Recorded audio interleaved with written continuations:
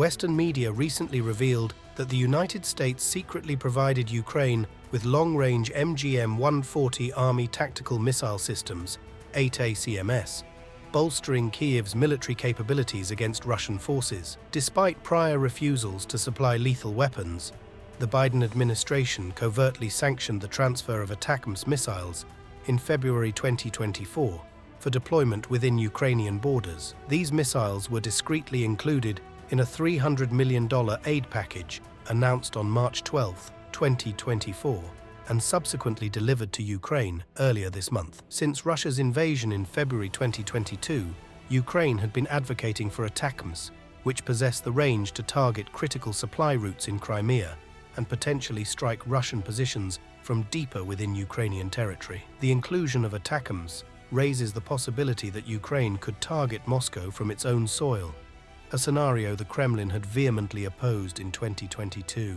Despite Washington's long-standing reluctance to supply Ukraine with longer-range weaponry due to concerns about potential escalation with Moscow, the delayed delivery of ATACMS may have limited effectiveness compared to earlier opportunities. Consequently, the impact of ATACMS on altering the course of the conflict could be minimal, particularly as Russia swiftly replenishes its military losses while Ukraine grapples with ammunition shortages. Recent developments indicate Ukraine's utilization of long-range missiles, including strikes on a Russian military airfield in Crimea and Russian forces in other occupied regions. Ukrainian forces possess the capability to employ both cluster munitions and high-explosive warheads effectively, targeting Russian command and control structures in eastern Ukraine and possibly within Russian territory. The reports regarding the provision of ATACMS coincide with the US's latest decision to allocate $61 billion in military aid to Ukraine. Despite the delay in US funding and weapons shipments,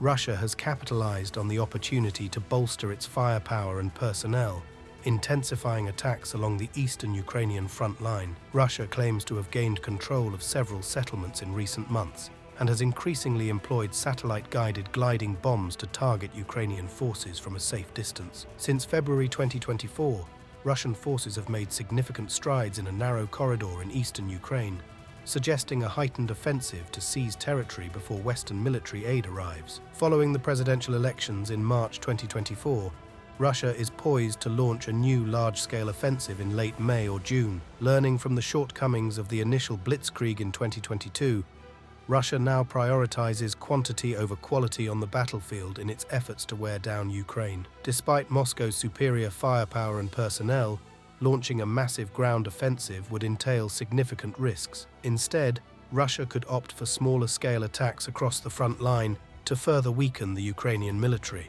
Independent military experts note that Kyiv lags in effectively fortifying its positions along the front, lacking strong secondary lines of defense. Recent updates indicate that the center of Ocheretine, including the railway station, is now under Russian control, with Ukraine also losing ground in the neighboring village of Novobakhmutivka.